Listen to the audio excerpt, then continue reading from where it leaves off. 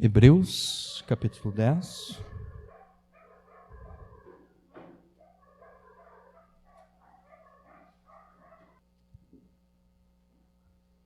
Hebreus, capítulo 10. Nós vamos ler a partir do versículo 21. Na verdade, nós vamos ler a partir do versículo 19, para termos um pouquinho de contexto.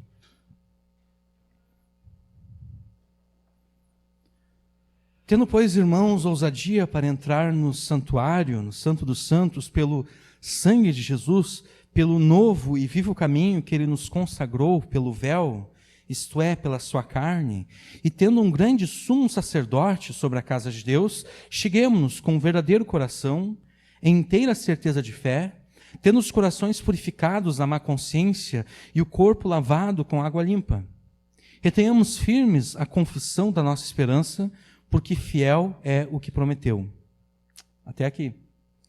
Na semana passada, baseado nos versículos 19 e 20, nós vimos que, já que nós já fomos aproximados de Deus por meio de Jesus, então nós devemos, com ousadia, entrar na presença de Deus no Santo dos Santos, onde Deus está. E nós mostramos que esse é um padrão na Escritura. Já que aconteceu isso com vocês, então façam aquilo. E eu citei como exemplo Colossenses. Paulo diz, já que vocês foram ressuscitados com Cristo, já que vocês agora mesmo estão com Cristo nos lugares celestiais, então pensem nas coisas que são de cima. Todo o mandamento do Evangelho é baseado naquilo que já aconteceu conosco. Os imperativos do Evangelho são fundamentados nos indicativos. Quando o verbo está no imperativo, é porque o indicativo já aconteceu conosco. Então nós já fomos aproximados de Deus. Então, já que nós já fomos aproximados de Deus, então, nós devemos entrar na presença de Deus. Nós devemos ousar entrar na presença de Deus. Mas como nós poderíamos entrar diante da presença de Deus nos céus, se nós estamos aqui na terra? Elevando os nossos pensamentos a Deus em oração, em louvor, em oração, em ação de graça, súplicas, intercessões. Tudo isso em nome de Jesus e por meio do sacrifício que ele ofereceu a nosso favor. Isso nós vimos na semana passada. Mas entrar no Santo dos Santos, diante da presença de Deus, é muito mais do que simplesmente, durante 1 hora, 2 horas por dia, nós elevarmos os nossos pensamentos a Deus, quando nós estamos lendo a palavra de Deus, quando nós estamos meditando, quando nós estamos orando, e depois a gente sai da presença de Deus para cumprir as nossas responsabilidades. Entrar no Santo dos Santos, entrar na presença de Deus, de fato, é muito mais do que isso.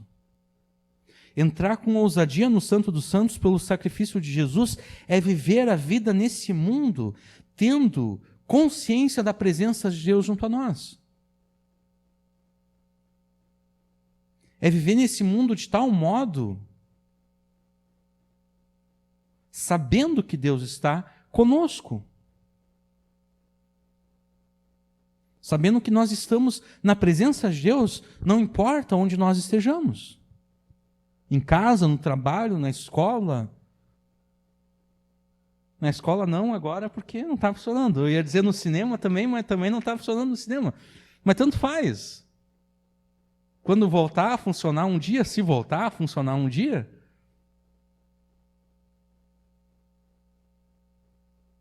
em todo lugar onde se está, se nós já fomos aproximados de Deus, nós devemos viver na presença de Deus em qualquer lugar em que nós estejamos, em qualquer circunstância.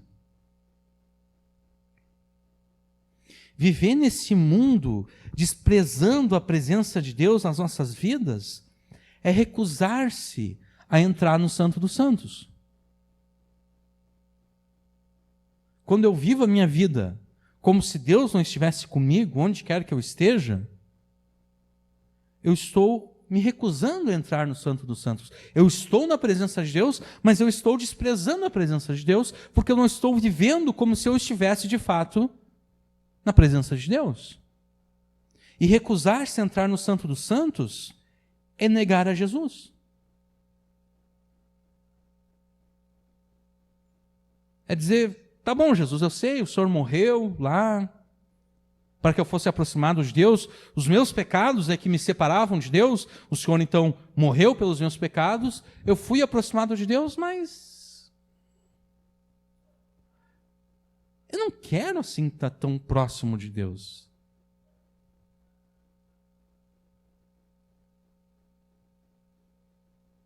Recusar-se a viver nesse mundo tendo consciência da presença de Deus, é desprezar Jesus, é desprezar aquilo que Jesus fez. É dizer, o Senhor morreu por mim, mas eu não pedi que o Senhor morresse por mim. Que é mais ou menos aquilo que às vezes os filhos falam para os seus pais, né? Em algum momento, normalmente naquele momento de rebeldia ali na adolescência ali, aqueles anos meio estranhos que todos nós passamos. O filho, a filha está meio assim, irritado com aquilo que o pai e a mãe estão dizendo, e eles dizem, eu não pedi para nascer. E isso fere os corações dos pais e das mães quando ouvem isso. Porque os pais e as mães estão fazendo o melhor que eles podem, muitas vezes eles erram, mas eles estão fazendo o melhor que eles podem para criar os seus filhos de uma forma correta, de uma forma que os filhos se deem bem na vida.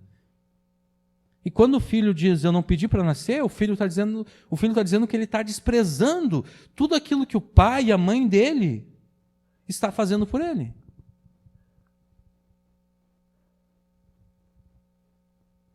E é isso que nós fazemos com Jesus quando nós vivemos esse mundo como se não estivéssemos na presença de Deus. Quando nós vivemos esse mundo, não na presença de Deus, mas simplesmente na presença dos homens.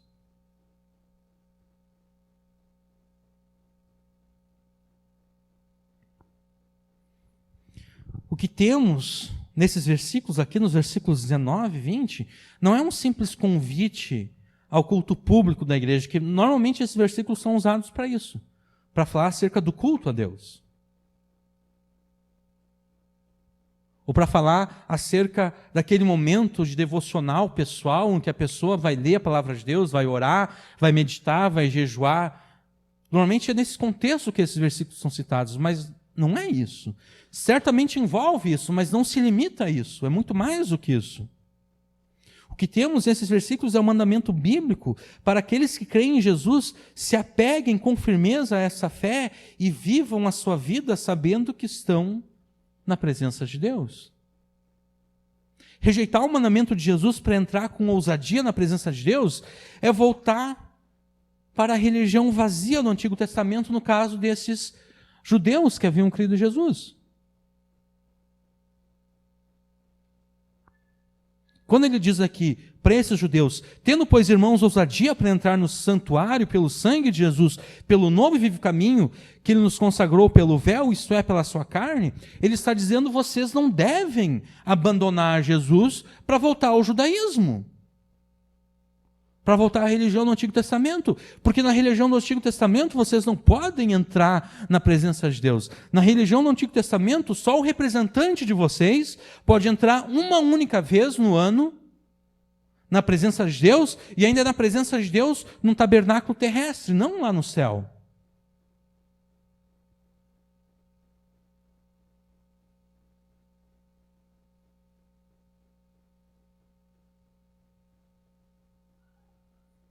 Rejeitar o mandamento de Jesus para entrar com ousadia na presença de Deus é voltar para a religião vazia, ou melhor, eu já falei isso, né?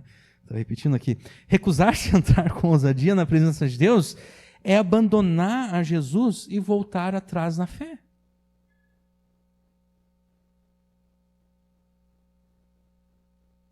Não querer viver nesse mundo tendo consciência da presença de Deus, é abandonar Jesus. É abandonar a fé. Recusar-se a viver a vida nesse mundo diante da presença de Deus é rejeitar Jesus, é rejeitar as palavras de Jesus, é rejeitar tudo aquilo que Jesus fez. É se afastar de Deus para voltar a comemorar os seus próprios pecados contra Deus.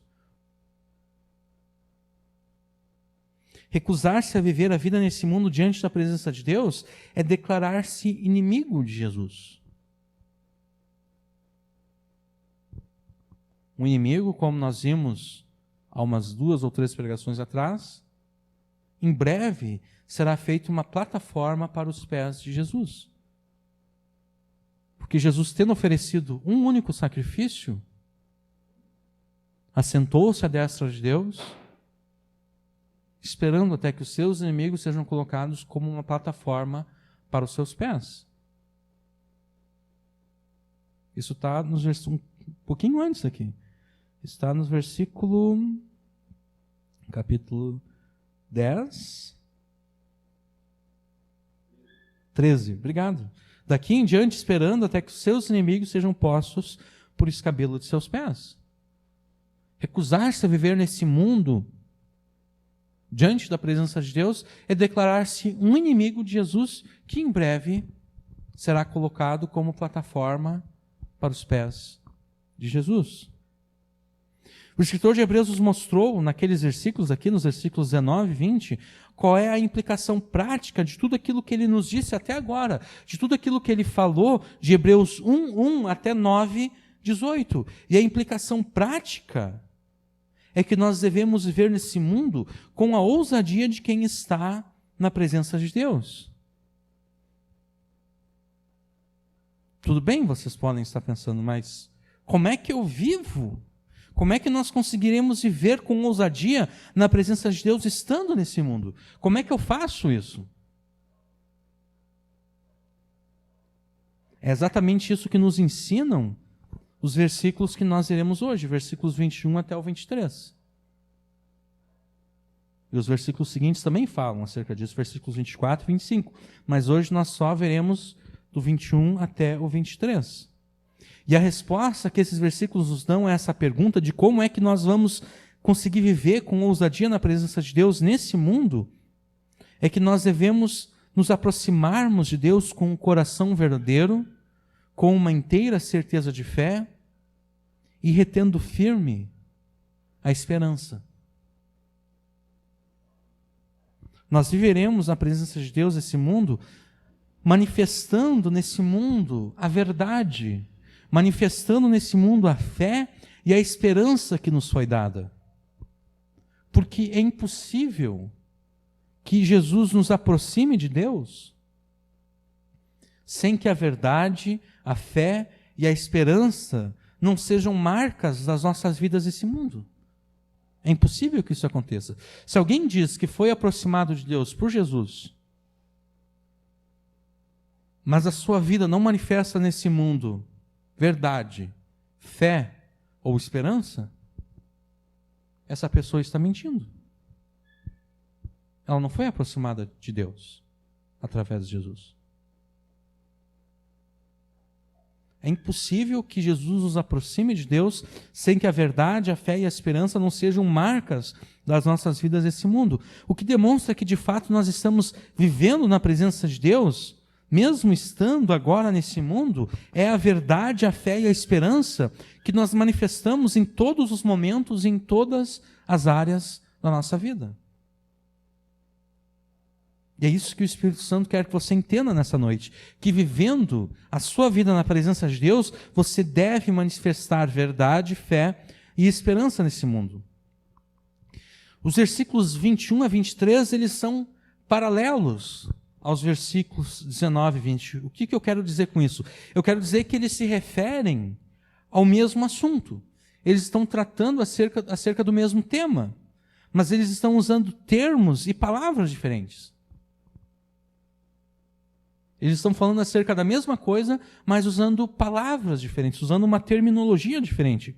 Por exemplo, a base que nós temos para entrar ousadamente no Santo dos Santos, nos versículos 19 e 20, é o sangue de Jesus e a sua carne, que foram oferecidos como sacrifício a Deus a nosso favor. Olha só, versículo 19. Tendo, pois, irmãos, ousadia para entrar no santuário, ou no Santo dos Santos, pelo sangue de Jesus,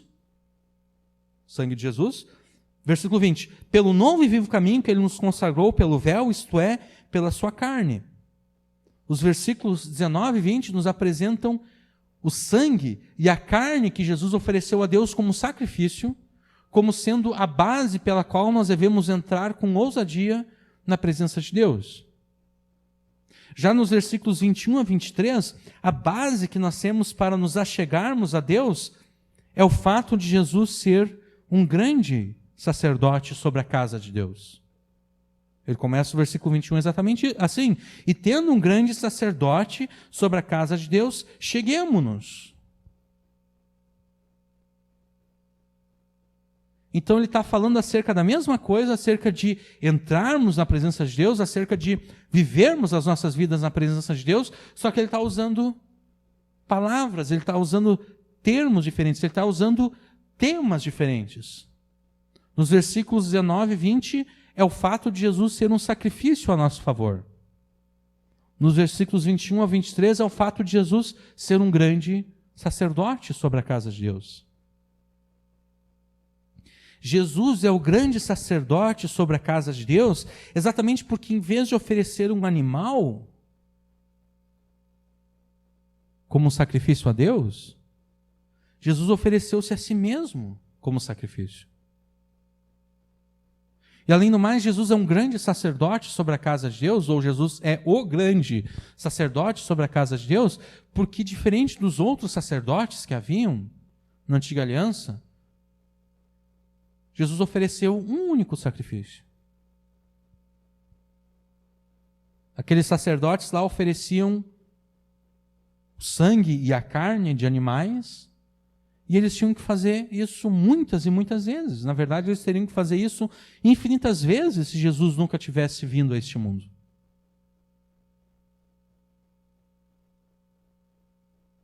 Eles teriam que fazer literalmente infinitas vezes. Nunca teria solução para os pecados. Porque ainda que se oferecessem infinitos animais, é impossível que o sangue de touros e bodes tire os pecados. Então se poderia matar todos os animais do mundo e a gente poderia clonar os animais e infinitos sacrifícios diários e por toda a eternidade, e nunca os pecados nossos seriam perdoados, nunca os nossos pecados seriam esquecidos por Deus. É por isso que Jesus é o grande sacerdote sobre a casa de Deus, porque ele ofereceu a sua vida para morrer debaixo da ira de Deus que deveria de vir sobre nós. Nós deveríamos de padecer não 3 horas, ou 4, ou 5, ou 6 horas debaixo da ira de Deus.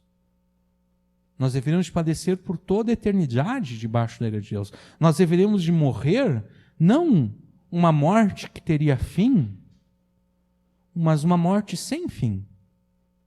Uma morte eterna. Às vezes a gente não pensa nisso, né? A gente pensa, morte eterna, o que é uma morte eterna? É uma morte que ela nunca tem fim a morte. A pessoa sempre está morrendo. E ela continua morrendo, e ela continua morrendo, e a morte dela nunca chega ao final.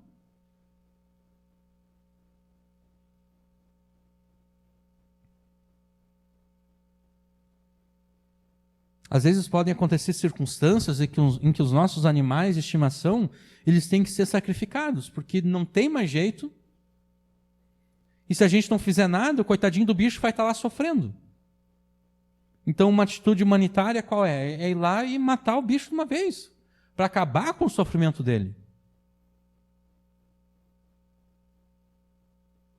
Isso pode ser dito de todas as pessoas que vão para o inferno, só que não vai ter ninguém que vai lá e vai acabar com o sofrimento delas. Não vai ter ninguém lá que vai sacrificá-las nesse sentido para dizer, pobre coitado, olha só, agonizando, agonizando, agonizando, não tem nada mais o que fazer para ele. Vamos acabar com ele, vamos matar ele para tirar ele desse sofrimento. Não vai ter ninguém para fazer isso por aqueles que estiverem no inferno. Eles vão continuar morrendo e morrendo, e vai ser uma morte que não terá fim.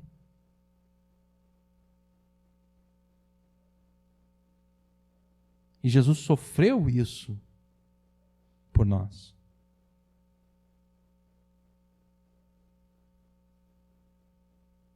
Num período de 3 horas, num período de poucas horas, Jesus sofreu uma eternidade de sofrimento por cada um de nós. Por isso que Jesus é o grande sacerdote sobre a casa de Deus.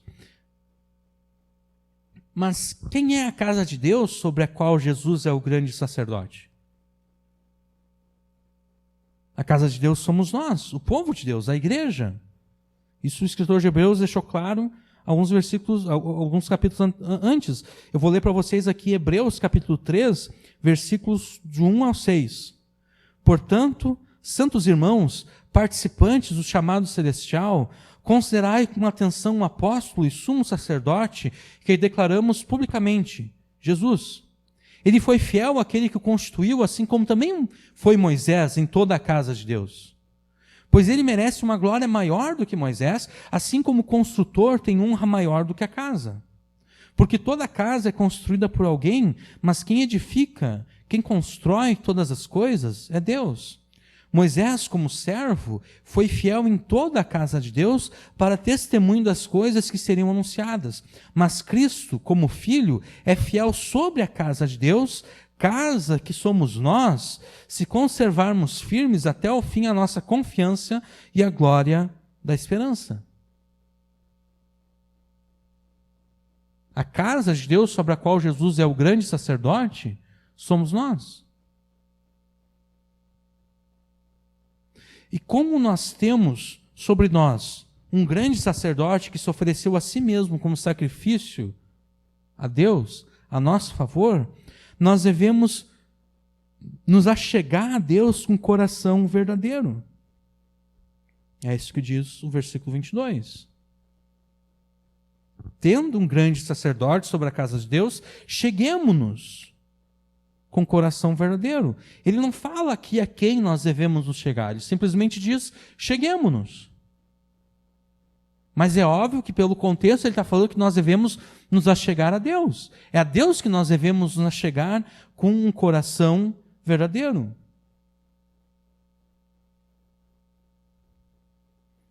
Nos versículos 19 e 20 nos foi dito que nós devemos com ousadia entrar no Santo dos Santos. E aqui é dito que nós devemos nos achegar a Deus com um verdadeiro coração, e depois ainda ele continua com uma inteira certeza de fé. Mas o que é esse coração verdadeiro com o qual nós devemos nos aproximar de Deus? Que coração verdadeiro é esse? Um coração verdadeiro é um coração, em primeiro lugar, acho que não é preciso dizer, mas sempre é bom, porque às vezes pode acontecer mal entendidos. Quando a Bíblia fala de coração, em primeiro lugar, ela não está falando acerca dessa bomba que nós temos no peito, que bombeia o sangue. E, em segundo lugar, ela também não está falando daquela visão romântica de coração, de que quando tu está apaixonado, tu manda para a pessoa amada lá o emoji de coração e tudo. Não é isso que a palavra de Deus quer dizer com coração. Quando a palavra de Deus fala de coração, ela está falando acerca da inteireza do nosso ser interior. Tudo aquilo que nós somos dentro de nós, na nossa alma, no nosso espírito, nas nossas mentes, nas nossas emoções, é tudo aquilo que nós somos. Esse é o coração. É tudo aquilo que nós temos consciência de que nós somos e nós não deixamos ninguém saber porque nós agimos assim. Nós temos coisas que nós só guardamos para nós e Deus, porque Deus conhece todas as coisas, mas a gente não conta para ninguém. São coisas que são só nossas. Esse é o coração. E o coração também são aquelas coisas que nós nem sabemos acerca de nós, que estão dentro de nós, mas que a gente nem tem consciência de que elas estão lá. Mas que Deus sabe que está lá. Então, quando a Bíblia fala de coração, é isso. É tudo aquilo que nós somos em nós mesmos, dentro de nós. Um coração verdadeiro, então, é um coração honesto, sincero, confiável, um coração que não tenha nenhum engano, nenhuma mentira, nenhum fingimento. Para nos aproximarmos de Deus e nos achegarmos a Ele, nós devemos nos desfazer de todo engano, de todo fingimento, de toda mentira.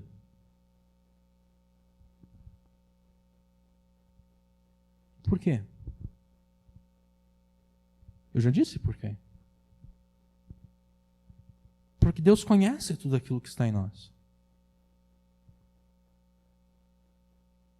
Deus sabe todas as coisas a nosso respeito.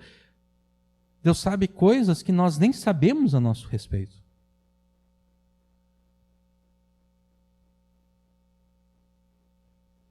Deus sabe todas as coisas. Deus conhece todas as mentiras que nós contamos para as outras pessoas. E quando eu falo de mentira, aqui eu não estou falando necessariamente daquela mentira que a gente fala para enganar a outra pessoa acerca de uma coisa que não tem, acerca de uma coisa fora de nós. Eu estou falando daquelas mentiras que nós contamos para as pessoas, mentiras acerca de nós mesmos. Aquelas coisas que nós não somos sinceros com as pessoas, aquelas coisas que nós fingimos ser aquilo que nós não somos. Deus conhece todas as mentiras que nós contamos para as outras pessoas. E Deus conhece todas as mentiras que nós contamos para nós mesmos. Porque, por incrível que pareça, nós nos contamos mentiras também. E nós gostamos das mentiras que nós contamos para nós mesmos. Porque é uma forma de tentar aliviar a nossa consciência. É uma forma da gente tentar dizer, não, eu não sou tão mal quanto eu de fato sou, a minha situação não é tão desesperadora como ela de fato é. É melhor acreditar sempre na mentira do que na verdade. Nós contamos mentiras acerca de nós para as pessoas e nós contamos mentiras acerca de nós para nós mesmos.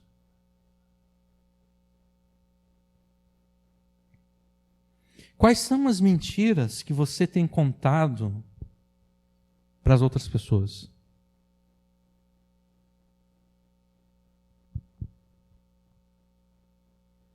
O que você tem fingido ser para os outros?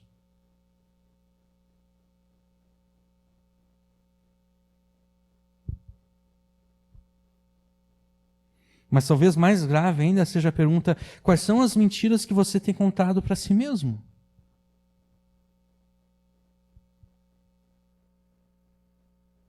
O que você tem fingido ser para si mesmo?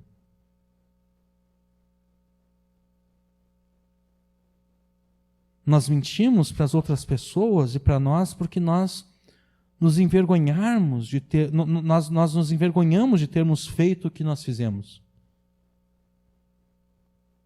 É por isso que nós mentimos para as outras pessoas e para nós mesmos. E nós fingimos para as outras pessoas e para nós mesmos porque nós nos envergonhamos de sermos o que nós somos. Nós temos vergonha do jeito que de fato nós somos. Então nós fingimos ser aquilo que nós não somos. Todos nós fazemos isso. Porque se as pessoas soubessem de fato quem nós somos,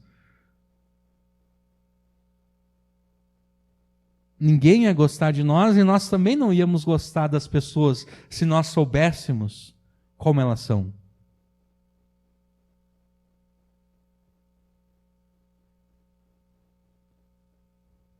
Mas Deus não aceita mentiras e nem fingimentos daqueles que foram aproximados dele pelo sacrifício de Jesus. Deus não aceita.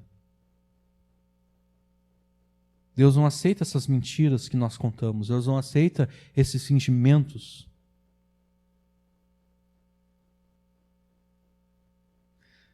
A implicação de ter sido aproximado de Deus através de Jesus é a renúncia de toda mentira e de todo fingimento que um dia estiveram nos nossos corações.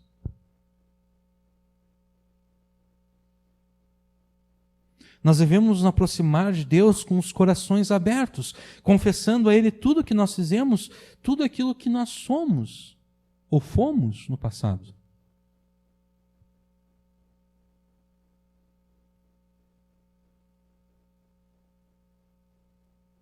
Imagine como deve ser terrível um casamento em que o homem,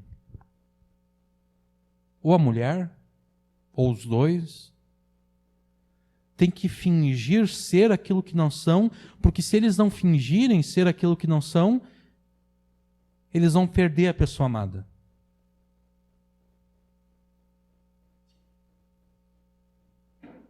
O homem tem que fingir para a mulher e a mulher tem que fingir para o homem, porque se o homem souber como de fato a mulher dele é, ele não vai mais amá-la. E se a mulher descobrir como o marido dela de fato é, ela não vai mais amá-lo. Então os dois têm que fingir. Eles não podem ser verdadeiros um com o outro, eles não podem falar de forma aberta um com o outro acerca daquilo que eles são, acerca daquilo que eles sentem, acerca daquilo que eles pensam. Porque se eles fizessem isso, eles iriam decepcionar a pessoa amada e iriam perder. Um casamento assim é um casamento terrível.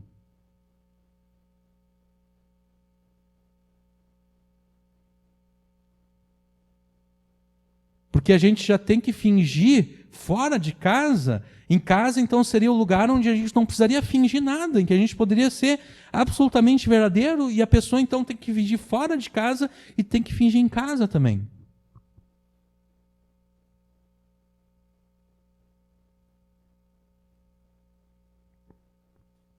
Muitos casamentos são assim. As pessoas fazem isso exatamente porque elas têm vergonha de si mesmas. E elas têm medo de que se elas forem aquilo que de fato elas são, elas vão perder o casamento. Mas nós não precisamos, e na verdade nós não devemos ter vergonha de Deus. Porque Deus sabe tudo a nosso respeito, muito melhor do que nós. E a gente então não deve ter medo também de Deus. Porque se Deus sabe tudo acerca de nós, melhor do que nós mesmos sabemos, e Deus ainda assim quer se aproximar de nós, por que a gente vai precisar fingir para Deus? Por que a gente vai precisar fingir? Porque, eu tenho que fingir porque a pessoa então transfere essa questão dos relacionamentos humanos para Deus. Eu tenho que fingir ser um pouquinho melhor, porque senão Deus vai me abandonar. Deus não vai te abandonar, porque Ele sabe exatamente o que tu é.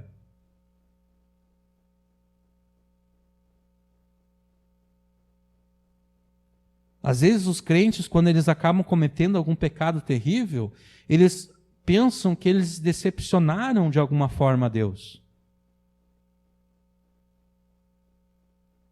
Mas Deus nunca é decepcionado por nós, porque Deus diz, eu já sabia que tu era isso aí que tu fez. Nós é que nós nos decepcionamos com nós mesmos, porque a gente não tinha consciência de que nós tínhamos a capacidade de fazer aquilo que nós fizemos. Então a gente fica decepcionado conosco mesmo e a gente transfere essa decepção para Deus, como que se a minha decepção fosse a decepção de Deus. Mas Deus não fica decepcionado comigo e nem contigo, porque Ele, na verdade, Ele sabe que nós somos piores ainda do que aquilo que a gente fez de tão grave.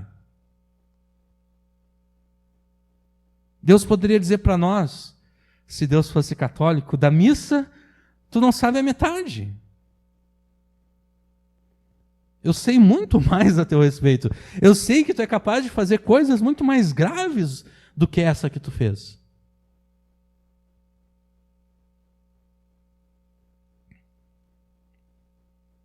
Nós não precisamos ter medo e nem vergonha de Deus, porque Deus sabe tudo a nosso respeito melhor do que nós mesmos. Por isso nós devemos nos aproximar de Deus e vivermos na presença de Deus com os nossos corações abertos diante dele. Sem nenhuma mentira, sem nenhum fingimento.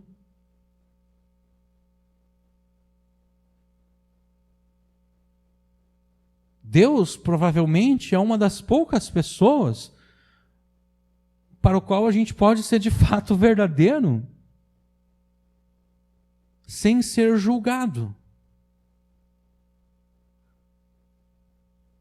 Deus é aquele a quem a gente pode confessar todas as coisas sem que nós sejamos condenados. Porque qualquer outra pessoa vai nos julgar de forma hipócrita, porque ela também faria aquelas coisas, ela também seria aquelas coisas que nós somos, mas ela, como quer dar a impressão de que é melhor do que nós, ela vai nos julgar, vai nos repreender, como se ela fosse melhor do que nós. Deus é o único. Talvez Deus é o único, talvez não.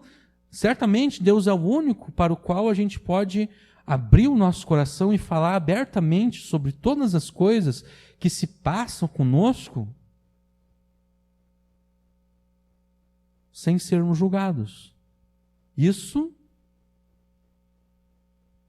se os nossos pecados foram perdoados, de fato, pelo sacrifício de Jesus.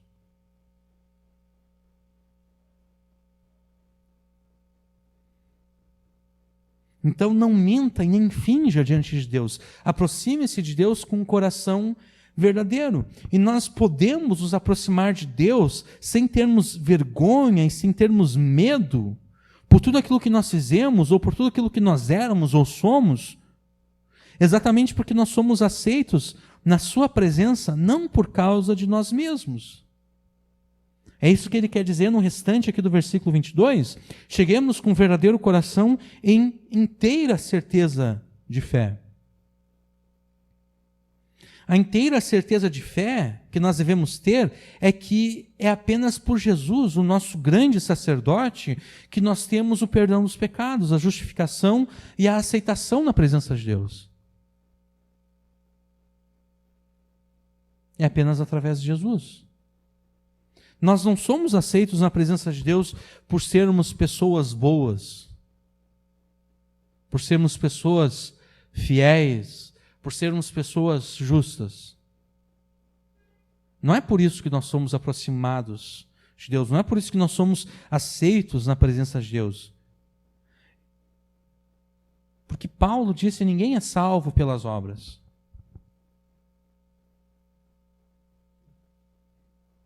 E ser salvo é ser aproximado de Deus. Ser salvo é ser colocado diante da presença de Deus. Então, não é pela nossa suposta bondade, fidelidade ou justiça que somos aceitos na presença de Deus. Nós somos aceitos na presença de Deus porque, apesar de nós sermos maus, apesar de nós sermos infiéis e injustos, Jesus viveu e morreu por nós, conquistando para nós uma justiça perfeita e o perdão dos nossos pecados. Pela sua vida, Jesus nos deu uma justiça perfeita, e pela sua morte, o perdão dos pecados. E a questão é: onde está verdadeiramente a tua fé? Onde está a tua fé? A tua fé está em você mesmo ou está em Jesus?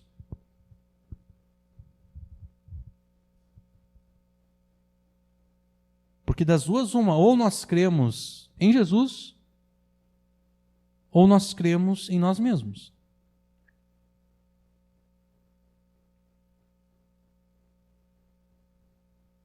Normalmente quem coloca a sua fé em si mesmo para ser aceito na presença de Deus, essa pessoa tem a tendência de querer ser vista e reconhecida como melhor do que os outros. Essa é a tendência. Ela coloca a sua fé em si mesma, e então ela precisa ser vista e reconhecida como melhor do que os outros. Os outros é que são pecadores, mentirosos, enganadores. Eu não.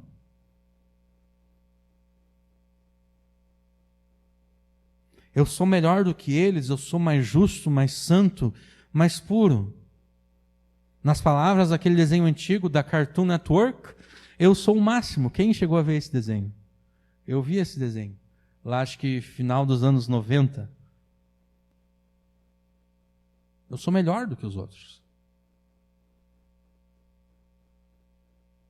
Quem confia em si mesmo se torna arrogante dessa forma, porque o seu orgulho é tanto que o torna cego para os seus próprios pecados e falhas. O orgulho dessa pessoa é tal que ela não percebe que ela é tão ou mais pecadora quanto os outros. Que ela falha tanto ou mais do que os outros. Ela tem falhas iguais ou falhas piores até do que os outros. Mas o orgulho dessa pessoa a deixa cega para isso. Ela não consegue perceber. E é por isso então que ela confia na sua justiça própria e ela se torna arrogante. E ela tem esse desejo então de ser vista e reconhecida como melhor do que os outros. Ela não suporta saber que existe alguém que é melhor do que ela.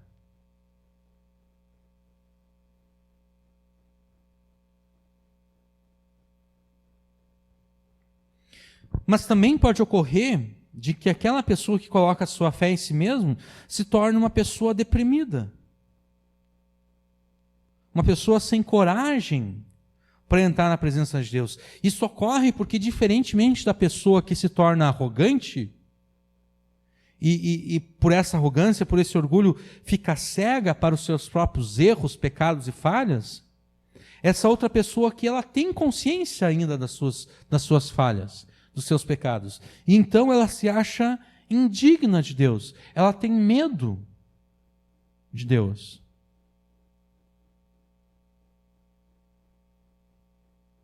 Ela pensa que Deus jamais a aceitaria. E por isso então ela vive deprimida, triste, sem coragem.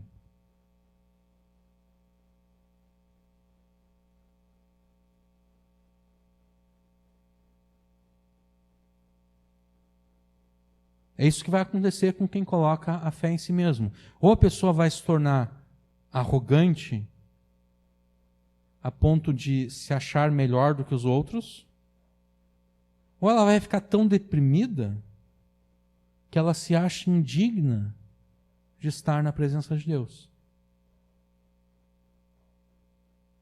Mas nós não devemos colocar a fé em nós mesmos, unicamente em Jesus, porque tudo aquilo que nós não somos e deveremos de ser, Jesus já nos deu pela sua morte, pela sua vida e pela sua morte.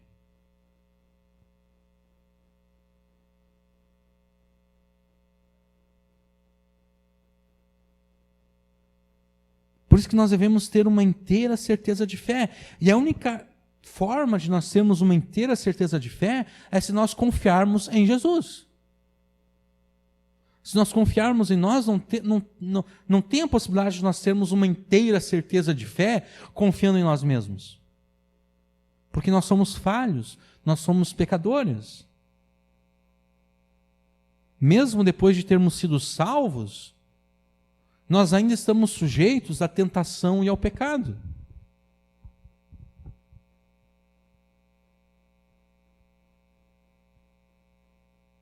A única forma de ter uma inteira certeza de fé é confiando em Jesus, é crendo em Jesus, é colocando a nossa confiança em Jesus.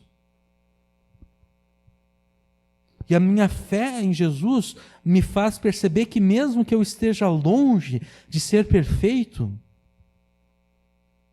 ainda assim eu sou aceito na presença santa de Deus. Naquela mesma presença santa em que o profeta Isaías disse: ai de mim, que sou um homem pecador. Eu sou um homem pecador e vivo no meio de um povo pecador. Eu estou agora na presença de Deus, o Deus Santo. Eu vi a Deus, eu vou morrer. Mas ele não morreu. Ele não morreu. E da mesma forma, aqueles que confiam em Jesus, aqueles que colocam a sua fé em Jesus, eles podem entrar na presença de Deus, mesmo tendo consciência das suas imperfeições,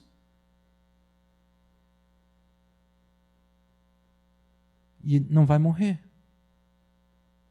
Não vai morrer porque a confiança dessa pessoa, a nossa confiança, a nossa fé não está em nós mesmos, não está na nossa suposta santidade, perfeição, justiça. Não está nas nossas boas obras. A nossa fé está em Jesus, está naquele que viveu uma vida perfeita, uma vida justa que nos foi dada e morreu pelos nossos pecados. Então, desista. Se você, por acaso, tem fé em si mesmo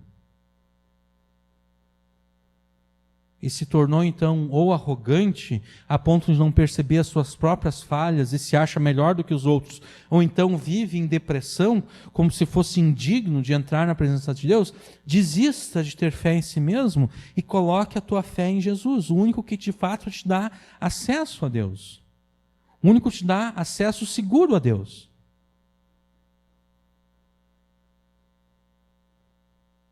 Aproxime-se de Deus com um coração verdadeiro e inteira certeza de fé.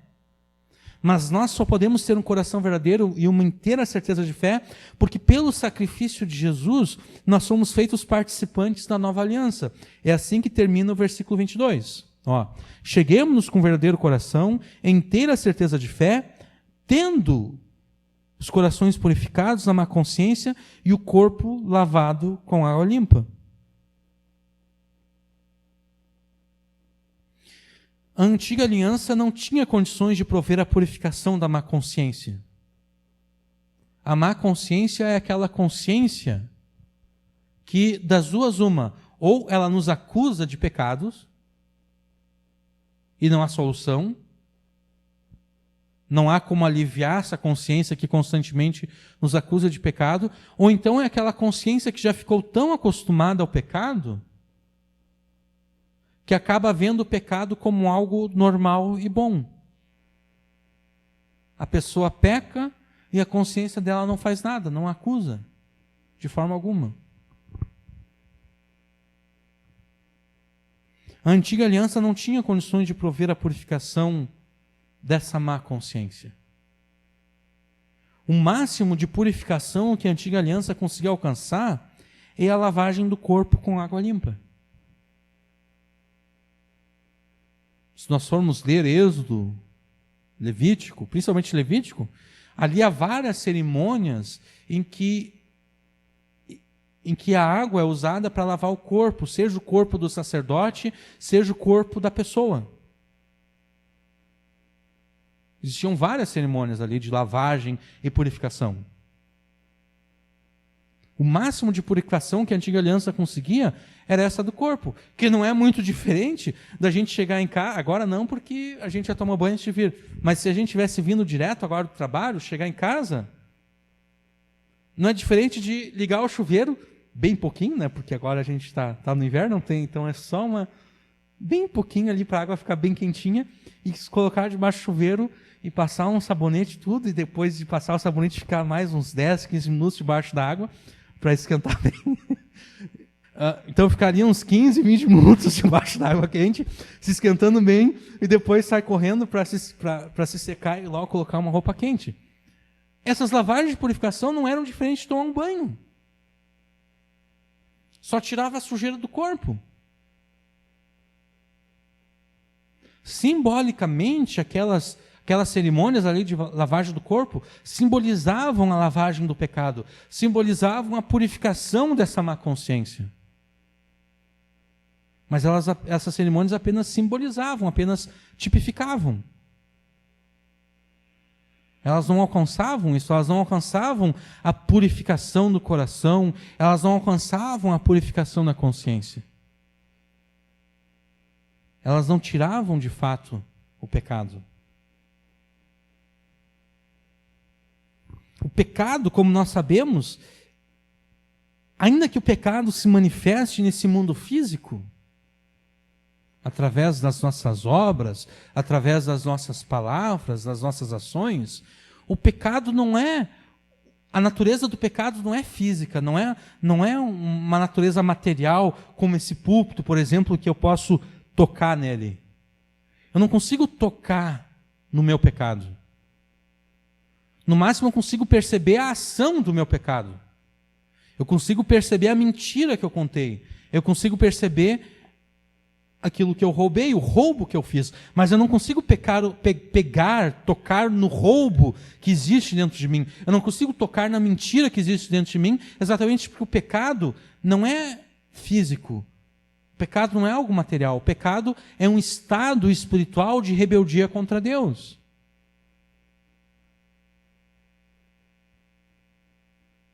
Então, essas cerimônias de purificação, de lavagem com água, elas não poderiam tirar pecado nenhum, porque o pecado não é algo que pode ser tirado de nós.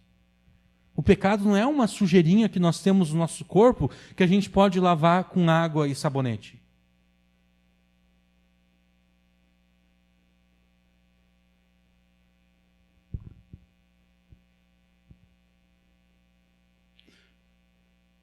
A lavagem do corpo na antiga aliança era apenas uma forma simbólica de se referir ao coração purificado da má consciência, que seria alcançado apenas pela nova aliança no sangue de Jesus. Apenas o sangue de Jesus é que pode, de fato, purificar os nossos corações da má consciência.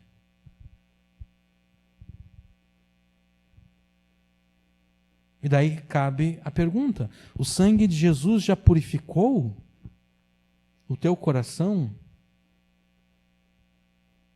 dos teus pecados? O teu coração já foi purificado dos pecados pelo sangue de Jesus? Ou você constantemente volta aos mesmos pecados? A tua consciência má já foi curada e aliviada de toda a culpa? Ou você constantemente se sente condenado pelos pecados cometidos? Voltar à prática dos pecados e viver em condenação por causa deles é uma prisão da qual Jesus liberta todos aqueles que nele creem. É uma prisão da qual Jesus quer te libertar.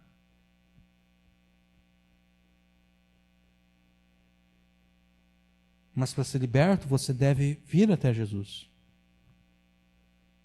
Você deve vir até o grande sacerdote da nova aliança.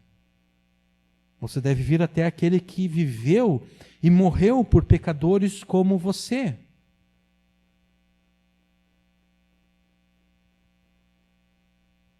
Você deve vir até Jesus com fé e arrependido dos pecados. Você deve confessar os teus pecados a Jesus com fé, e Ele vai purificar o teu coração, Ele vai limpar a tua consciência, para que você seja liberto tanto do pecado, quanto da culpa do pecado.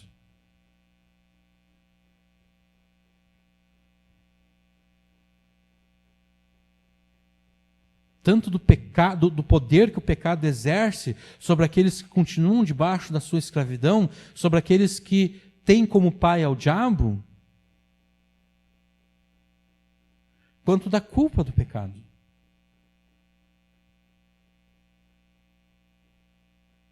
E o resultado da purificação dos nossos corações e consciências é que o pecado não mais vai se manifestar através dos nossos corpos. E daí se cumpre toda aquela tipologia da purificação do corpo pela água limpa. Porque embora o pecado não tenha uma realidade material, ele se manifesta através dos nossos corpos. Ele se manifesta através das nossas bocas. Quando nós mentimos, quando nós falamos coisas que não deveríamos de falar, se manifesta através dos nossos membros quando nós fazemos coisas que nós não deveríamos de fazer. Tendo os nossos corações e as nossas consciências purificadas do pecado, o nosso corpo será também purificado do pecado. Que é aquilo que Jesus disse para os fariseus. Jesus disse: vocês limpam o exterior do copo, mas o interior continua sujo. Porque qual é o mais importante? Estar limpo, de fato. Se a gente tiver 2 copos aqui, um que está sujo por dentro, os 2 estão sujos por dentro e por fora. E a gente só pode limpar uma das partes dele, ou a parte de dentro, ou a parte de fora. E a gente precisa daquele copo ali para tomar água. O que vocês limpariam? A parte de dentro do copo ou a parte de fora? Parte de dentro, né? Porque é dentro que vai a água que tu vai levar até a tua boca. O que importa é a parte de dentro. Jesus diz: vocês têm que limpar a parte de dentro. E limpando a parte de dentro, o exterior também vai ficar limpo. Ali Jesus está falando exatamente acerca disso. Ter o coração e a consciência purificados de pecado, de modo que o pecado não mais vai se manifestar através dos nossos corpos. Paulo diz lá em Romanos, que nós, na vida passada, nós apresentávamos os nossos membros como servos do pecado, como instrumentos do pecado. Mas agora nós devemos apresentar os nossos membros, os nossos corpos, como instrumentos da justiça. Porque os nossos corações, as nossas consciências já foram purificadas.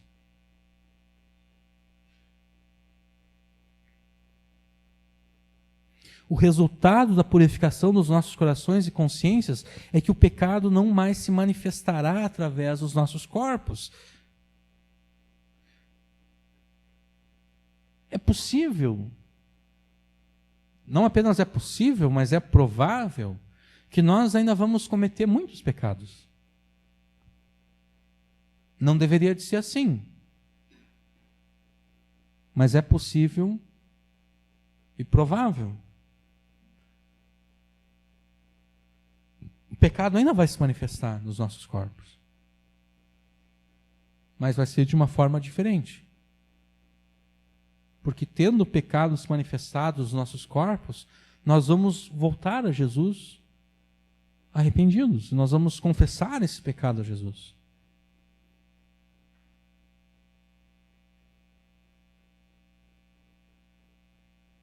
Nos aproximamos de Deus com corações verdadeiros e com inteira certeza de fé, exatamente porque os nossos corações e consciências foram purificados tanto do poder do pecado quanto da culpa do pecado. E ao nos aproximarmos de Deus, nós temos a responsabilidade de dar testemunho da fidelidade de Deus ao mundo. E como é que nós testemunhamos ao mundo acerca da fidelidade de Deus? Retendo firmes a confissão da nossa esperança. É assim que diz o versículo 23. Retenhamos firmes a confissão da nossa esperança, porque fiel é aquele que prometeu. A esperança que nós temos em Deus, através de Jesus, é um tipo diferente da esperança que nós temos no mundo. A esperança que nós temos no mundo nada mais é do que um anseio, um desejo, um pensamento positivo de que algo de bom pode acontecer. Mas esse algo de bom tanto pode acontecer como também pode não acontecer. A gente não sabe. Nós esperamos que aconteça. Nós temos esperança que essa coisa boa aconteça. Mas ela pode não acontecer. Então a esperança que o mundo nos dá é esse anseio, esse desejo, esse pensamento positivo. Quando no mundo as pessoas falam de esperança, elas só estão falando acerca de um pensamento positivo que elas têm. A esperança do mundo, ela pode ser facilmente frustrada. E normalmente é. Mas a esperança que Deus nos dá em Jesus não vai jamais ser frustrada, porque aquele que prometeu é fiel para cumprir todas as coisas. Sendo que Jesus chegou ao ponto de oferecer a sua própria vida em sacrifício a Deus a nosso favor, será que Jesus deixaria de cumprir a nós as promessas que por meio dele nós temos a parte de Deus?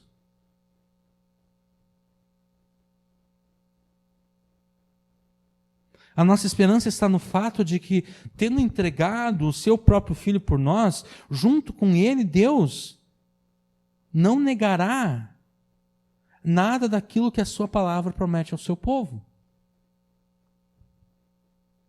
Portanto, o que podemos dizer diante dessas coisas? Se Deus é por nós, quem será contra nós? Aquele que não poupou nem o seu próprio Filho, mas pelo contrário, o entregou por todos nós, como não nos dará também com ele todas as coisas? Isso é Romanos 8. E também 2 Coríntios 1. Pois tantas quantas forem as promessas de Deus, nele, em Jesus, está o sim, porque também é por meio dele, de Jesus, que o amém é dado para toda a glória de Deus, para a glória de Deus por nosso intermédio.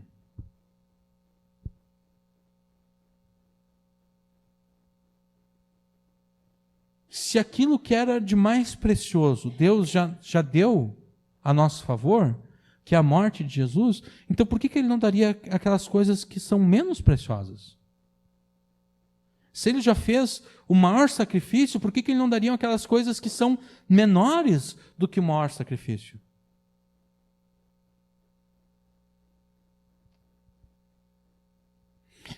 Isso não quer dizer que cada um de nós vai receber de Deus, ainda nessa vida, o cumprimento de cada uma das promessas que a palavra de Deus tem para o seu povo.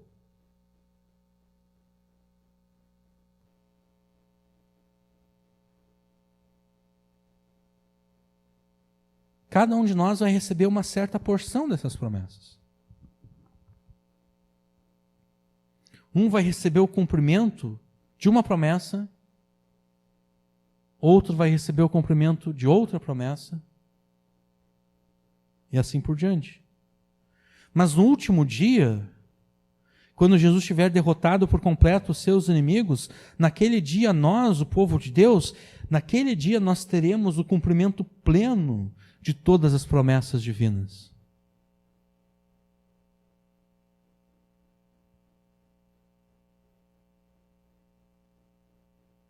A esperança, então, não é de que nessa vida, agora, aqui, em 2020, ou 2021, ou 22, ou 23, ou 2030, eu vou receber de Deus o cumprimento pleno de todas as promessas que Ele tem para o seu povo na sua palavra.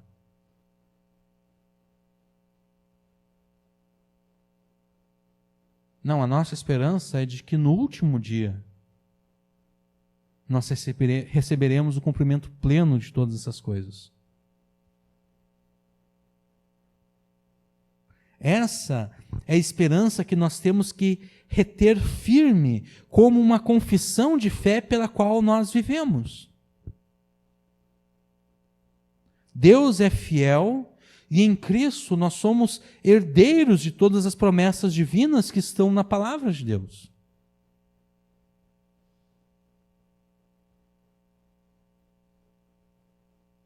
Em Cristo nós somos herdeiros de Deus e do próprio Cristo. Nós vimos isso em algumas pregações passadas. Quando Jesus morreu, Jesus nos tornou beneficiários do seu testamento. De modo que nós herdaremos aquilo que é a herança do próprio Jesus. E a herança que pertence a Jesus é o universo inteiro. Ele é o herdeiro de todas as coisas, está lá nos primeiros versículos de Hebreus.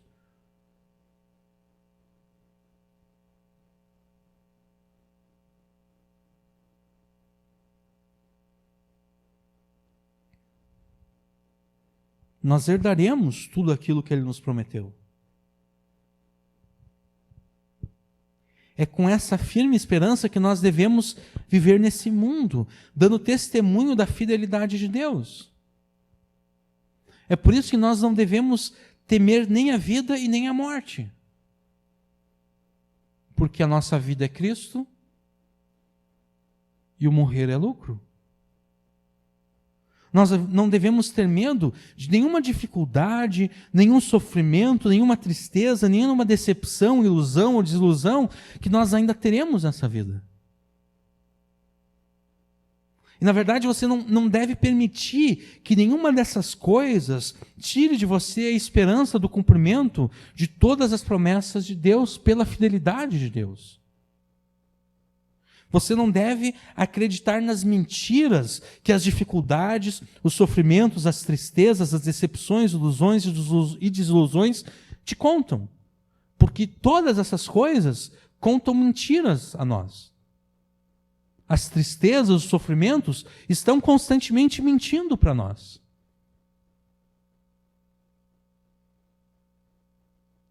E nós caímos em desespero exatamente quando nós acreditamos nas mentiras que nos são contadas. Porque nós preferimos acreditar na mentira que o sofrimento está nos contando do que na verdade que a palavra de Deus nos promete.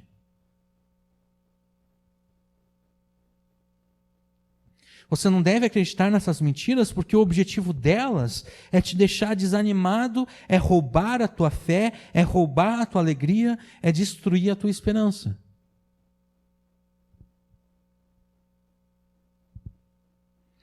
Use a firme esperança que você tem em Deus, em Jesus, para derrotar toda dificuldade, todo sofrimento, toda tristeza, toda decepção, toda ilusão e toda desilusão que você, porventura, esteja enfrentando. É assim que nós aprendemos a palavra de Deus. Nós devemos usar a esperança, essa firme esperança, para derrotar todas essas coisas. Por exemplo, olha só o que Paulo escreveu. Considero que os sofrimentos do presente não se podem comparar com a glória que será revelada em nós. Paulo estava sofrendo muitos tipos de sofrimento. Mas como ele usava a esperança dele para derrotar o sofrimento que ele estava sentindo? Ele começou a considerar, ele começou a comparar a glória que vai ser revelada nos crentes no último dia com o sofrimento que ele estava sentindo agora. E ele chegou à seguinte conclusão: considero que os sofrimentos do presente não são nada quando comparados com a glória que será revelada em nós. E ele continua alguns versículos depois: porque fomos salvos na esperança. Mas a esperança que se vê não é esperança. Porque como alguém espera aquilo que está vendo? Mas se esperamos o que não vemos, com paciência, então nós aguardamos. Nós esperamos algo que nós não vemos ainda. Porque se nós estivéssemos vendo aquilo que estamos esperando, não haveria espera, porque não haveria espera porque nós já estaríamos vendo aquilo que nós queríamos que acontecesse. Mas como nós esperamos aquilo que nós ainda não vemos, nós esperamos com paciência. E obviamente que a paciência só existe quando a situação não é muito agradável. É só quando a situação não é muito agradável que é exigido de nós paciência. Quando a situação está boa, a gente não precisa ter paciência. Quando a situação está boa, a gente quer que aquela situação perdure para sempre. A paciência é quando a situação não está legal, a gente não está gostando, mas o que a gente pode fazer? A gente tem que esperar, a gente tem que ficar aqui.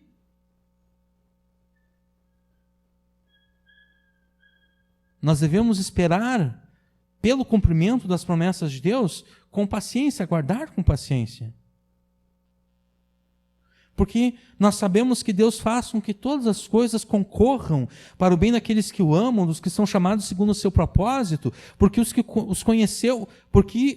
pois os que conheceu por antecipação também os predestinou para serem conformes à imagem de seu Filho, a fim de que ele seja o primogênito entre muitos irmãos. E os que predestinou, a eles também chamou, e os que chamou, a eles também justificou, e os que justificou, a eles também glorificou. Portanto, o que podemos dizer acerca dessas coisas? Se Deus é por nós, quem será contra nós? Aquele que não poupou nem o seu próprio filho, mas pelo contrário, o entregou por todos nós, como não nos dará também com ele todas as coisas?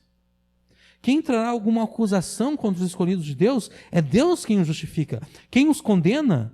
Cristo é quem morreu, ou antes, pelo contrário, quem ressuscitou dentre os mortos, o qual está à direita de Deus e também intercede por nós. Quem vai nos separar do amor de Cristo? Será que vai ser a tribulação, ou a angústia, ou a perseguição, ou a fome, ou a privação, ou o perigo, ou a espada? Como está escrito, por amor de ti somos entregues à morte todos os dias. Nós fomos considerados como ovelhas para o matadouro.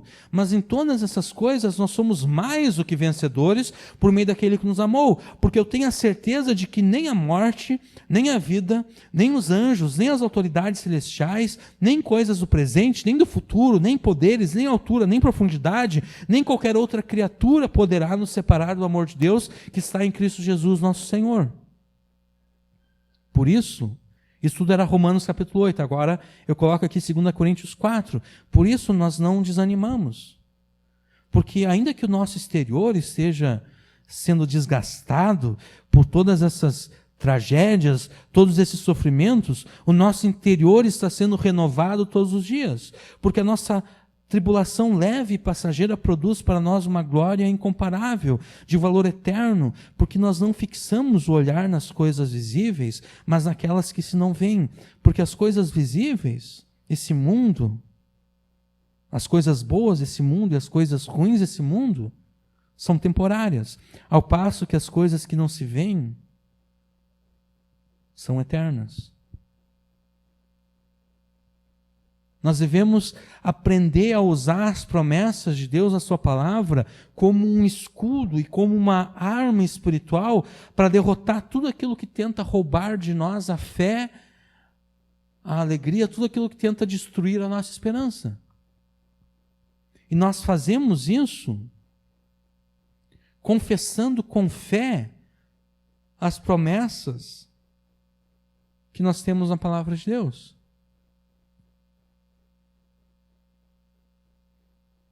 Eu li para vocês antes aqui 2 Coríntios 1, que diz que em Jesus, todas as promessas que existem de Deus têm o sim.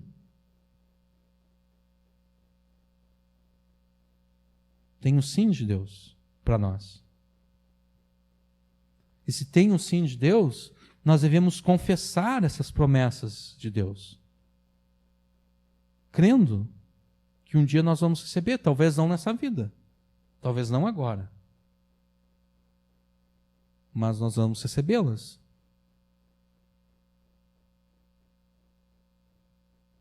Retenha firme a esperança que nós temos em Jesus, porque Deus, aquele que nos fez tais promessas, Ele é fiel. Então viva nesse mundo com essa esperança nas promessas, testificando ao mundo acerca da fidelidade de Deus. Antes, reverenciai a Cristo como Senhor no coração. Estais sempre preparados para responder a todo aquele que vos pedir a razão da esperança que há em vós, escreveu Pedro. Pedro diz que é normal que os incrédulos se aproximem dos crentes e perguntem para os crentes: por que tu tens esperança? Onde está a esperança? Onde está a tua esperança? Por que o mundo está essa confusão toda? E por que tu tem toda essa esperança? Pedro disse que isso é normal acontecer.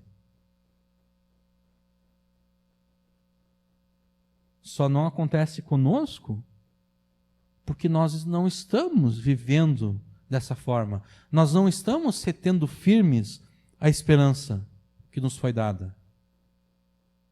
É só por isso que não acontece.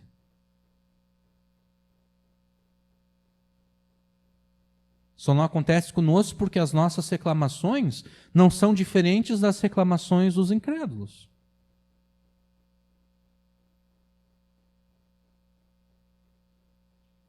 aí o incrédulo nos vê reclamando das mesmas coisas que ele também reclama, ele pensa, bom, esse cara aí está tão desesperado quanto eu. Ele não tem nenhuma razão de esperança. Então, para que eu vou perguntar para ele qual é a razão da esperança dele? Ele está tão desesperado quanto eu.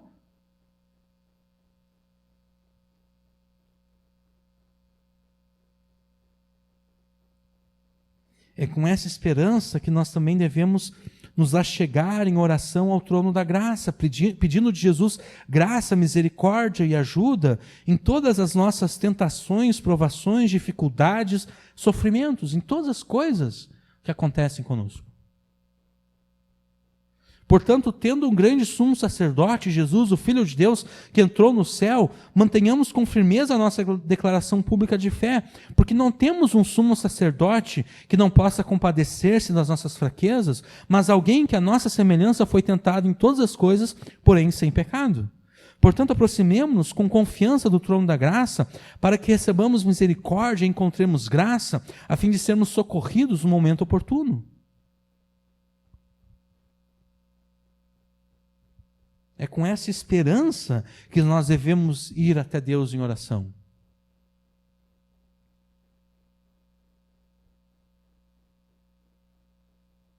É com essa confiança que nós devemos orar a Deus e buscar de Deus ajuda, socorro, graça, misericórdia. É com essa esperança que nós devemos orar a Deus, pedindo a Ele o cumprimento das suas promessas.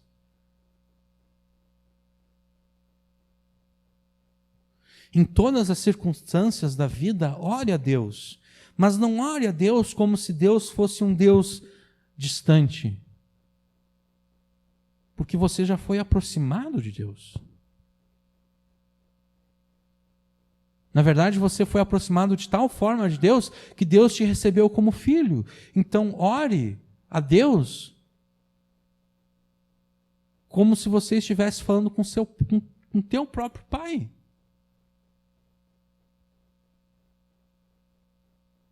Jesus disse, pedi e vos será dado, buscai e achareis, batei e a porta vos será aberta. Pois todo aquele que pede, recebe, quem busca, acha, e ao que bate, a porta será aberta.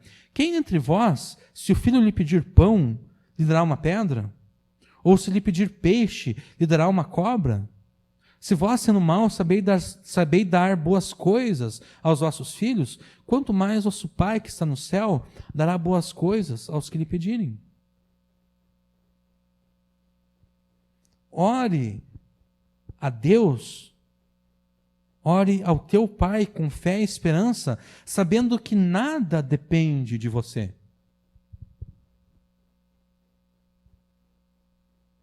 Porque se o Senhor não edificar a casa, ainda que a gente compre o material, ainda que a gente contrate os trabalhadores, em vão eles vão trabalhar. E se o Senhor não guardar a cidade, em vão vigiam aqueles que foram pagos para fazer isso. Se o Senhor não proteger a cidade, em vão vão passar as viaturas pelas ruas da cidade tentando proteger os cidadãos. Cidadãos, né? Acho que é. Estou me confundindo aqui nos plurais. Se o Senhor não guardar a cidade, a gente pode encher a rua de brigadiano e não vai resolver nada, porque os próprios brigadianos vão se tornar corruptos.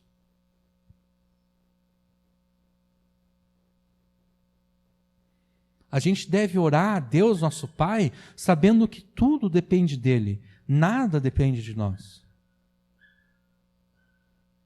Tudo depende da bondade, da graça, da misericórdia e do plano que Ele tem para cada um de nós.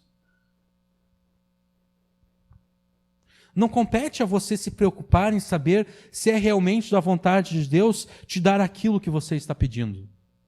Porque às vezes a gente cai nesse erro.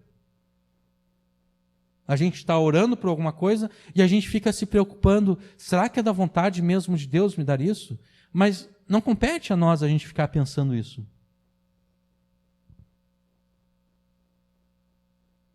se há uma promessa de Deus, se há algo justo de ser pedido a Deus, a gente deve pedir a Deus. Compete a Deus decidir se Ele vai nos dar ou não. A gente não pode ficar... Porque se a gente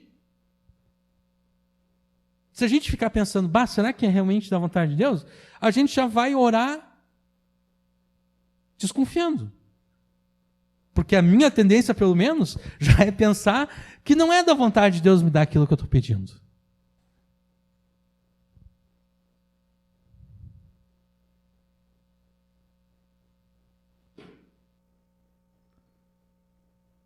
Isso vai orar desconfiando? Deus não gosta muito dessas orações, em que a gente se aproxima dele já desconfiando.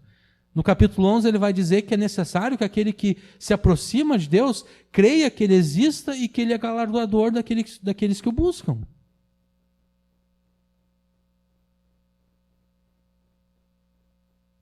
Compete a você orar com fé e esperança ao teu Deus e Pai, sabendo que Ele vai te dar graça, misericórdia e bondade em todas as coisas que vão cooperar para o teu bem espiritual. E aquilo que você não receber dele agora, nessa vida, aquilo que você pedir agora e não receber dele, um dia você vai receber, no último dia você vai receber. Isso pode parecer até impossível, porque tem coisas que nem faria sentido a gente receber na vida por vir.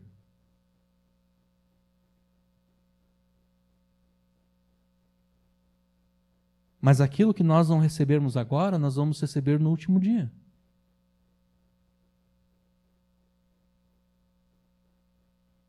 Jesus disse, ou melhor, Jesus responde aquilo que Pedro fala. Tomando a palavra, Pedro lhe disse, nós deixamos tudo e te seguimos. Que recompensa nós vamos ter? Então Jesus lhe disse, em verdade digo a vós que me seguistes, que na regeneração, quando o Filho do Homem se assentar em seu trono glorioso, vós também, aqui ele está se referindo especificamente aos apóstolos, né? Vós também vos assentareis em 12 tronos para julgar as 12 tribos de Israel. Agora Jesus se refere a todos os crentes. E todo aquele que tiver deixado casa, ou irmãos, ou irmãs, ou pai, ou mãe, ou filhos, ou campos, por minha causa, receberá 100 vezes mais. Receberá 100 vezes mais em casas, em irmãos, irmãs, em pais, e mães, e filhos, e campos, e herdará a vida eterna. Aquele que tiver que abandonar pai e mãe, ele vai receber de Deus muitos pais e mães espirituais que cuidarão dele de uma forma que os seus pais naturais jamais cuidaram. Aqueles que tiverem que deixar filhos, pela sua fé em Jesus, receberão de Deus filhos espirituais aos quais eles poderão demonstrar todo o amor que eles quiseram demonstrar e não puderam demonstrar.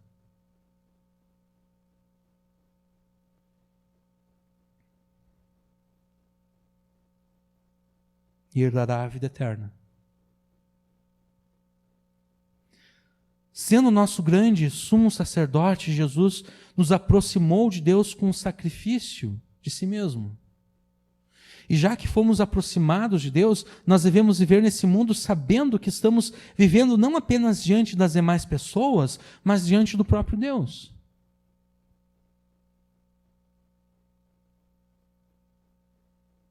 É impossível que Jesus tenha nos aproximado de Deus sem que a verdade, a fé e a esperança não sejam marcas nas nossas vidas nesse mundo. E é por isso mesmo que nós devemos nos aproximar de Deus através de Jesus e viver nesse mundo, na presença de Deus, com verdade, fé e esperança. Nós devemos nos aproximar de Deus e viver nesse mundo com corações verdadeiros e sinceros, com corações que não contenham nenhuma mentira e nenhum engano. Nós devemos nos aproximar de Deus e viver nesse mundo com uma inteira certeza de fé, sabendo que nós somos aceitos por Deus, não por aquilo que nós fazemos, mas por aquilo que Jesus fez por nós. E por fim, nós devemos nos aproximar de Deus e viver nesse mundo, retendo firme a esperança que nós temos na fidelidade de Deus.